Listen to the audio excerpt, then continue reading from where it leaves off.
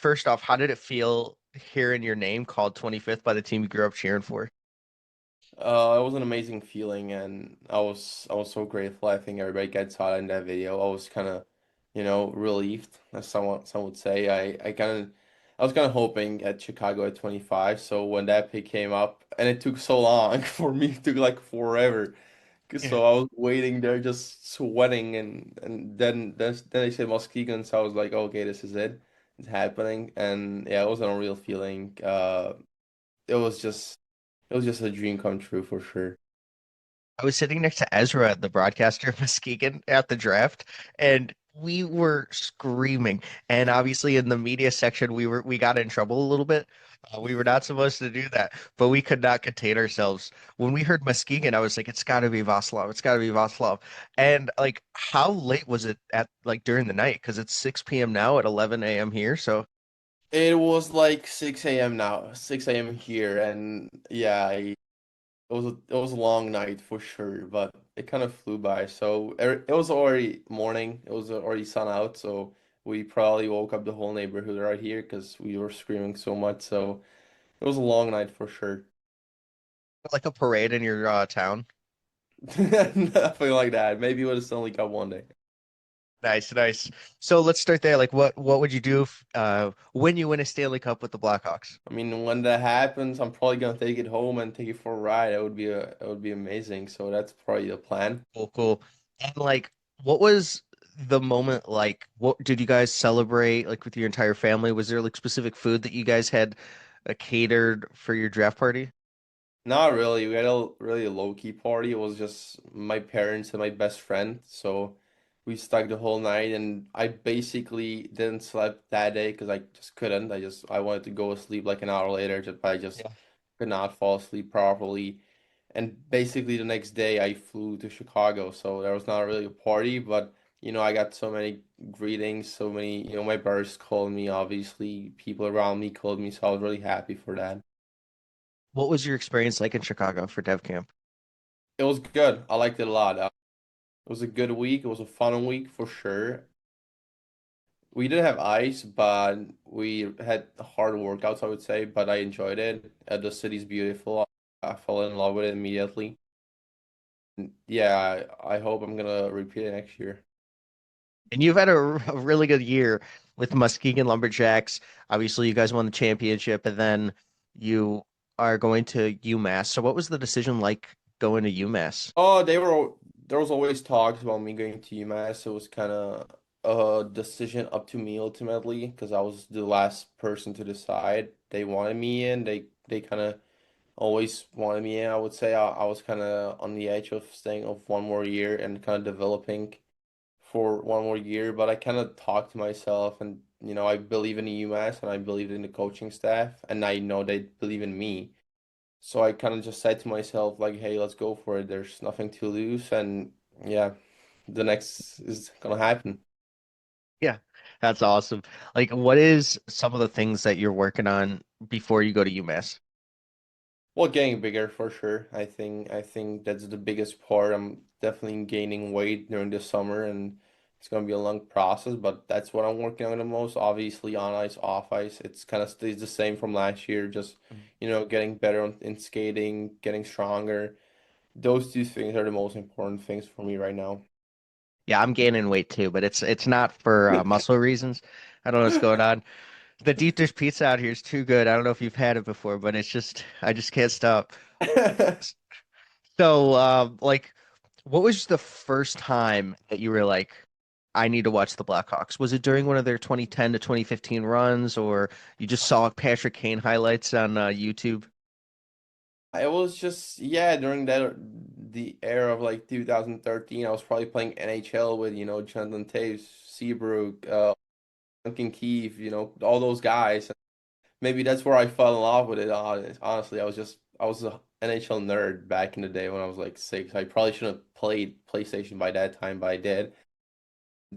So maybe those were the times. And I remember a story when I was my brother because he was living with us and I didn't do something. I don't remember what, but I was like willing to do something, and he kind of threatened me that he's gonna call Patty Kane.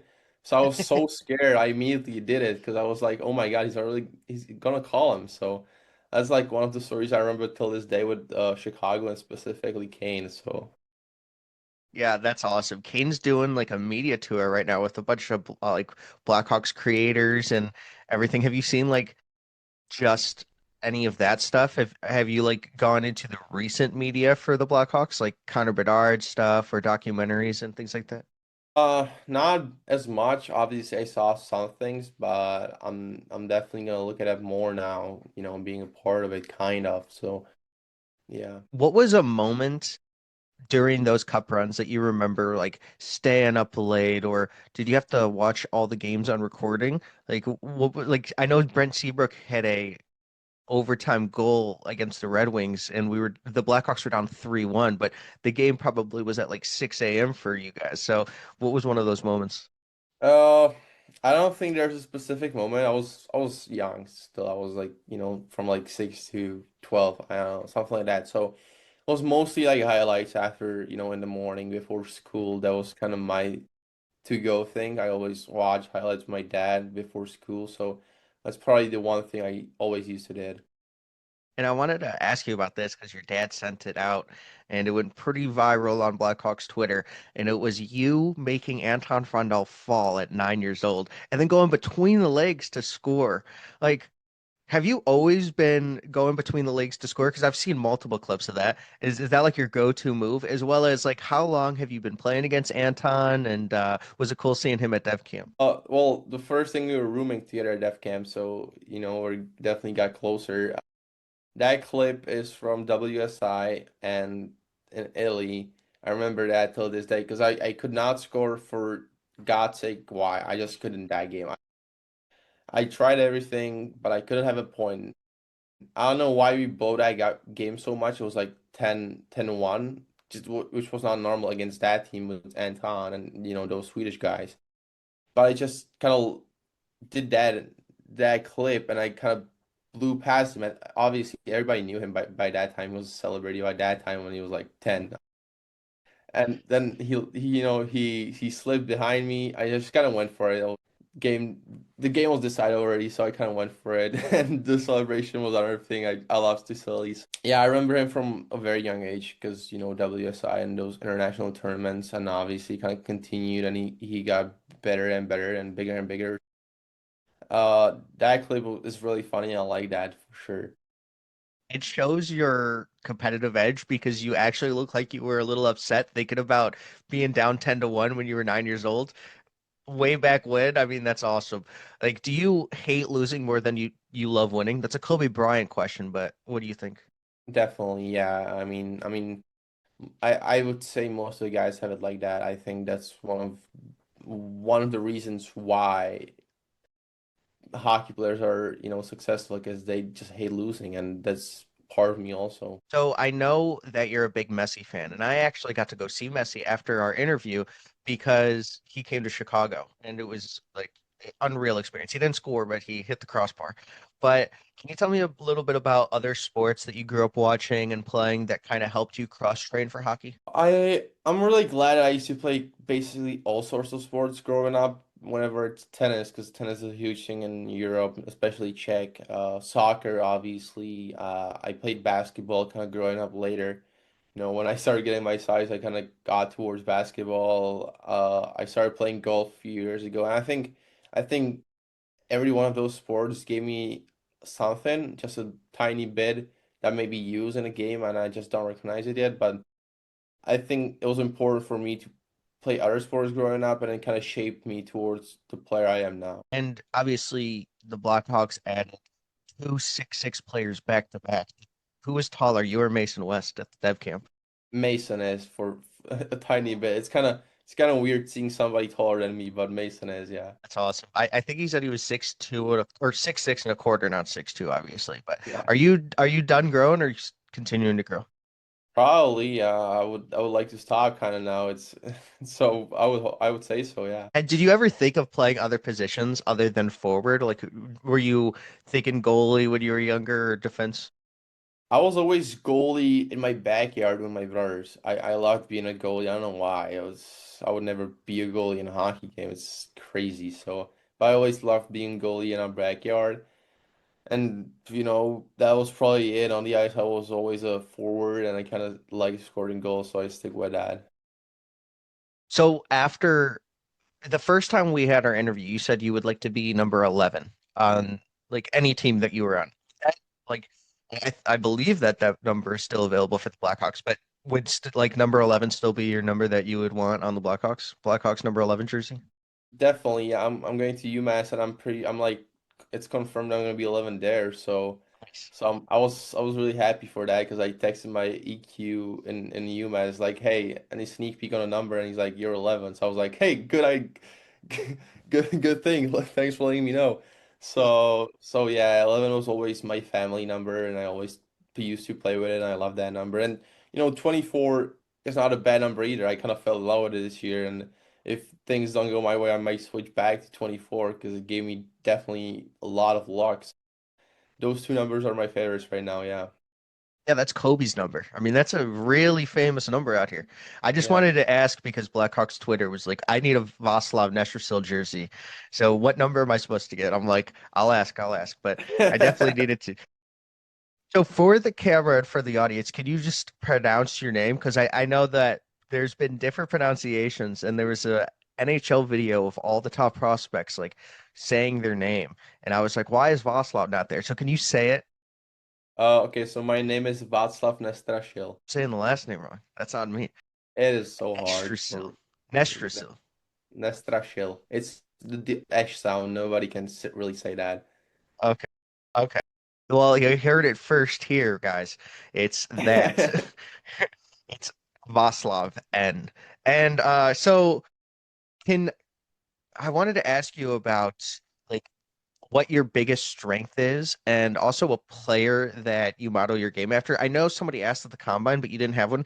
And then somebody asked at Dev Camp, and then you said somebody, but who is players that you modeled your game after? You see similar comparisons as well as your strength. Uh, that question always kind of bothers me because I don't really have anybody, and every single team at the combine asked me for it. So I was always like, "Oh my God, and, what am I supposed to say?" I mean, it's big physical guys who can, who have skill too, and kind of can provide everywhere. Almost, I would like to say that. So kind of guys like Matthew Nice, probably that was my answer at the Def Camp. I'm pretty sure I said him, and as I said, there's nobody really specific, but if there's somebody, it's probably guys like that.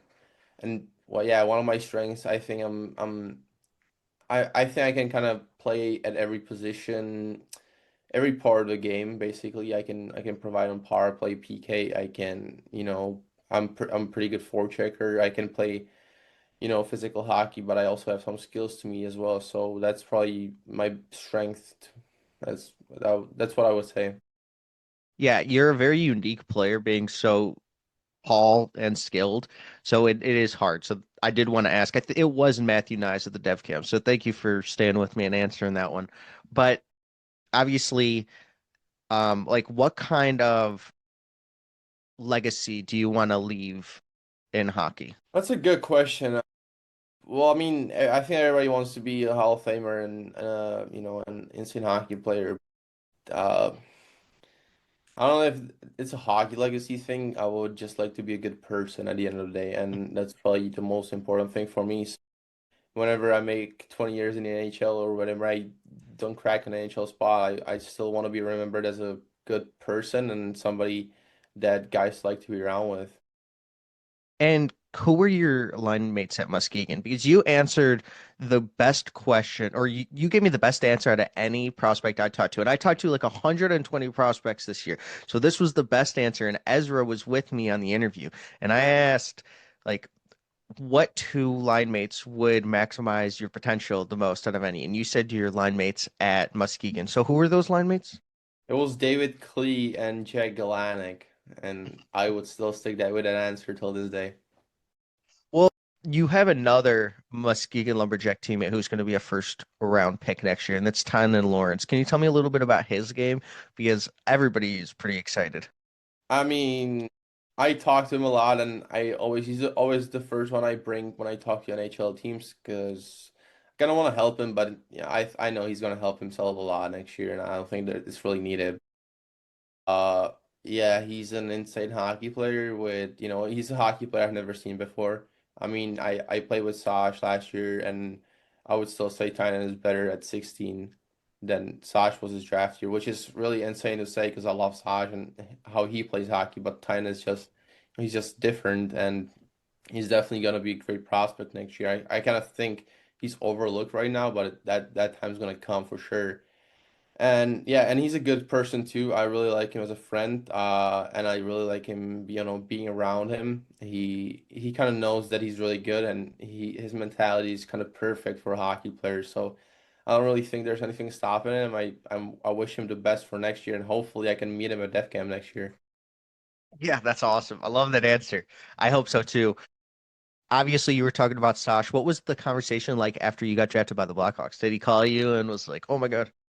I think he texted me. He definitely texted me. I know that for sure. And then we talked at DEF CAM for a bit, and it was great, to knowing somebody because I, spent the last 3 months of last season here with him and kind of Mhm. saw how his draft year went and how he all processed that. So it was really good to kind of have somebody on next to me. Can you talk to us about his game? I mean, he's there. Damn, that's a good question. I mean, he's a physical player too. He's big. He has a great shot. He's good mentality as well. I mean, he was our first center and he was really good. And I know everybody wanted to play with him and everybody wanted to be in his line. And he has a really competitive edge to him. Not in games too, but in practice you can see that how he just wanted to be the best and he kind of worked every single day wanting to be the best. So that's probably the answer. Yeah, he grew up a boxer too, so definitely do not want to get into a fight with him. Are Yeah. you? Yeah. So, did you get to meet Connor Bedard at Dev Camp, or did he reach out to you? And what was your first impressions of him? Uh, I didn't meet him, but I'm pretty sure he texted me, and I at first I kind of thought it was a prank call, prank text, because I was on the airplane and I got a text message from Bedard, so I looked the area code and it was in Vancouver, so I was like, oh yeah, it might be him. So I was really happy. Nick Foligno texted me, so those two guys, obviously looking up to them, it was a great feeling, kind of texting them, just getting a text from them. So it was an unbelievable feeling. I'm really glad for it. Can you take me through like your off-season workout routines? Well, it's this season is really hard because it's all breaked up from, the draft. Now I'm going to U20 camp for national team, so it's really hard to kind of settle a time schedule, I would say. But I usually work every single day. It's usually gym, and gym usually is around hour 30, I would say. Then I go on the ice. I spend another hour 30 on there, doing certain skills or just like skating and stuff. And when there's some time, I like to play tennis. I love to play golf, so stuff like that. Just, kind of being around my family, my friends, spending quality time, but also getting some steps on. So that's usually my schedule Monday through Friday. I work 2 times, 3 times a day, and then I kind of have the weekend off. Did you ever go to games at the United Center as a fan when you were a kid? No, I did not. So let me ask you about the combine because obviously those questions are over. And then, what was like the weirdest question that you got asked? And, what was your overall experience? Uh, the experience was really good because first of all, the combine, it was really professional and I loved it. But kind of the good thing for me is it was the first time I saw some Czech guys after a year. So there was 7 of us, pretty sure 7 of us, 6 or 7 of us, and so we spent basically the whole day together, and we laughed a lot. We had a great time, so that was really good. And the meetings were really good. I was kind of scared, at the start how were the meetings gonna go. I saw some videos and stuff like that, but after a few meetings, everybody kind of settles in and knows what they're gonna ask, and it's kind of prepared. I think the most important thing is just being yourself and not faking anything. That was good. Any hard question? I don't think there was any hard question. There was a question with the desert and the water bottle. That was kind of, I don't know if you know that, but that was kind of the only, the I actually question don't. was, uh, I think, I think Montreal asked that question because they're always the one that asks the weird questions, and everybody Yeah. knows that about them. Because I don't know who asked me that. I was in a hallway one day, and some scout asked me if I had any hard questions yet, and then he asked me if I had Montreal yet, and he was like, "Oh, well, that's why." So the question was that I was stuck in a desert with one of my teammates, and there's a water bottle and a baseball bat. The There's only one water bottle, and the person who drinks the full water bottle survives. And the question was, what was I going to do when my teammate grabs the water bottle? So it was basically that. And I don't know what their Wow. answer, what they were looking for, but I heard some different answers to that. So that was probably the only hard answer, really. Did you think you answered that question wrong? Not really. I told him that would be the fu you know the No rest. way. I kind of shot that answer right away because survival instincts. So Yeah. I think I kind of nailed it. That's awesome. That's awesome. And obviously, I heard a lot of weird questions from the Haps. Like, what would be your favorite, or what would be your animal if you could be an animal, and all of that. That was Uh, I think my animal was a fox okay. because I chose that answer because I like to irritate people on ice. I'm kind of like a little bit of a dirty person, but they're really smart too. I would say foxes are really smart and they kind of family oriented too. So that's kind of what shapes my game on ice. And I think that was the answer. I don't think they asked off ice. So, Okay, so I mean that was really interesting stuff, especially on the combine. Did you get to hang out with like Mirka? He's one of my guys. We kept like meeting each other at the draft, just like in elevators or whatever it was. And then he was like, "Oh, hey." So I really like Mirka. Like, and then he got drafted by Buffalo, so he's staying at the combine. But can you tell me a little bit about Mirka and your relationship with him? I mean, he's a great guy. He's from a completely different part of Czech Republic, so we didn't meet each other growing up a lot, but obviously we knew about ourselves and the national team kind of came, so we met there for the first time basically, and he's a really good guy. He's fun to be around with, and I know Buffalo has a great pick in him, definitely, that's for sure. And it was fun, being with him, but being with all of those Czech guys, as I said, in the combine, so it was a great week. Yeah, you're both 6'6" from Czech. It's kind of cool. Yeah. But um, so like, what's your most exciting stadium to play in? Like, do you have one marked in on your schedule? Uh, Not really. Being from Czech Republic, it may be a different answer for me, but I don't think there's a specific rink I want to play in. Maybe I'm gonna come up with an answer later in my life, but nothing as of right now. What's something that your teammates know about you that fans and media probably don't? Then I'm probably a good basketball player because nobody really beat me in basketball in one-on-one throughout the whole season. So that might be my answer. That's awesome. I'm a great basketball player. I was a one-on-one legend. So that's awesome. Are are you like more of a three-point shooter, defensive specialist? Like, what's your game? I'm a skills guy. I like to dangle players. I cannot really shoot that much. I think I have a great shot, but it always goes somewhere else, not in the basket. So I always like to dangle players, kind of, give ankle breakers and stuff like that. And obviously, when I drive to the post, it's easy with my size. So this is kind of my go-to.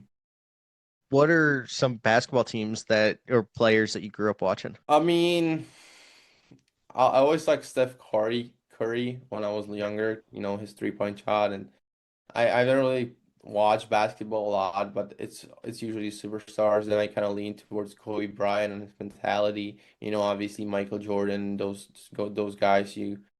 I've never get a chance to watch him, but I obviously learned a lot about him. So that's yeah. So, what's your what's something on your bucket list that you haven't done but really want to do? I mean, win the Stanley Cup. Yeah, a That's great probably an answer. answer. Yeah, the comments are gonna love that one. Is there an NHL defenseman you'd love to channel a challenge to a one-on-one battle? Probably Cam Carr. I mean, UMass guys, and has drafted D-man in UMass. Somehow has just forward, so that would be interesting. Interesting one-on-one, and hopefully that's gonna happen one day. Besides hockey, like what are some things that you're ultra competitive about? Everything. I'm a psycho in that. I know that I cannot even play my Billy Bar in mini sticks because he never won against me. I would just hate to lose in mini sticks, and he's 10.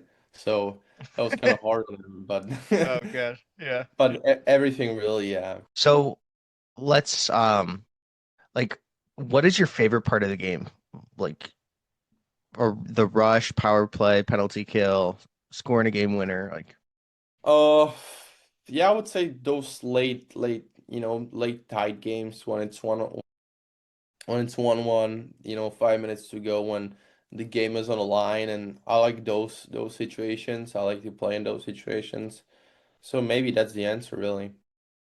what's an underrated aspect of your game that you think goes overlooked? I don't know if it's overlooked. I may have not shown it enough. I think it's part of my skills game. I think I'm capable of doing way more in that part of my game because I always play like that, and I probably haven't shown it yet, but hopefully that's gonna come up one day. You showed it in that highlight video with Anton when you were 9. I Yeah. saw the skill. I saw the hands. What's the most intense game you've ever played in? Well, probably game five of Car Cup Finals. That was really intense in Waterloo with their fans. The overtime it was all or nothing. So that's probably my answer. What's the best movie franchises that you like grew up watching? Are you a Star Wars guy? Not really. I haven't really watched any. It might sound super weird, but I'm not a movie person, or I just never kind of grew up watching movies really, so I don't have an answer for that. TV shows?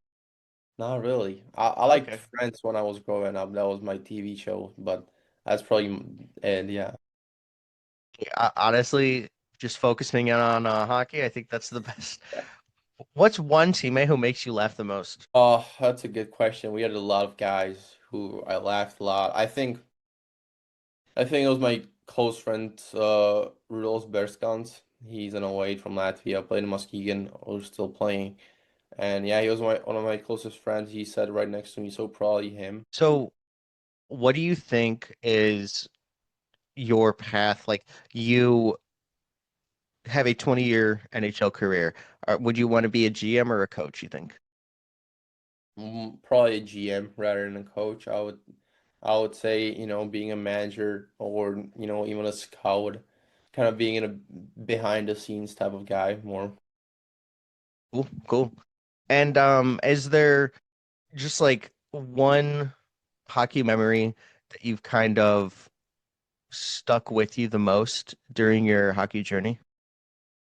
Well, it always was PV in Quebec, and that was always my best hockey memory. But I think the Clark Cup overtime goal that Jack Price scored, and then when we won the whole league, that was kind of surpassed that. So that's my favorite hockey memory as of right now. And just how do you handle those pressure situations? Because it always seems like you elevate your game during the playoff moments. So what is like one thing, drill or mental tip that you do? It's all mental part of the game. I think everybody knows that. You can have all the skill in the world, but when it comes to this type of situation, you got to have it in your head, and you got to have the mindset for it. And it's still hard for me. It's still something I'm, kind of te learning and kind of teaching myself how to handle it properly. You just got to go into it like there's nothing to lose, and just got to play your game. Don't overthink anything, and just, be yourself. If you could tell your younger self one thing about your hockey journey, what would it be? That uh I don't know. I would tell him to keep going, never stop, and never, I would tell him not to look at anybody else and just kind of keep myself and keep looking at myself, just not looking where everybody else is at that point, but just, continue to work and grow. What's your favorite meal in Czech? Uh, it's a Christmas meal, and we usually eat it once a year on Christmas. It's a potato salad like specially made with like a kind of with a, it's either chicken or like just a piece of meat basically next to it or fish or something like that, and it's a Christmas meal and I love that. So that's the answer. Can you tell me just like who the best play like are you keeping up with the Blackhawks prospect pool at all, or who they have on their team now, and is that something that you're focusing on? A bit, definitely, I would say so, yeah. So then the last question here is just like, how do you see your playing style fitting into the NHL? I mean, I would say I would say I have a pretty good position in that because I can fit almost anywhere. And obviously, I think everybody wants to play a top six role one day, and that's everybody's goal. But I know that, I gotta fit into a certain role in my team. And if that's not top six, I can, easily go in the bottom six and just be either, a fourth liner that can hit guys or third liner that can produce and, do all sorts of stuff. So I still want to kind of leave that question open and see how everything goes because I think I have a potential to eventually be a middle six, top six guy one day. But I know and kind of realize that I can still be a bottom six players and be valid for the team and have a role in the system and help the team. So that's my answer. That was a great answer, and thank you so much for joining me. Like giving some time out of your busy schedule. And I'm sure Blackhawks fans are gonna freak out when I post this video because you are a fan favorite already out there. So thank you so much, man. Is there anything else that you would want to say to the fans that are watching this? Uh, Probably the basic stuff to keep supporting us as prospects and to keep supporting the Blackhawks throughout those, maybe hard times. But I think there's a great prospect pool and there's a great management. I think in a few years, Chicago's gonna come up, back at the top, and there's gonna be some fun times in Chicago, hopefully. So, Yeah, everyone that's watching this, go buy a number 11 Nestrasil jersey. It's going to be the bestseller in Chicago. So thank you so much, man. thanks.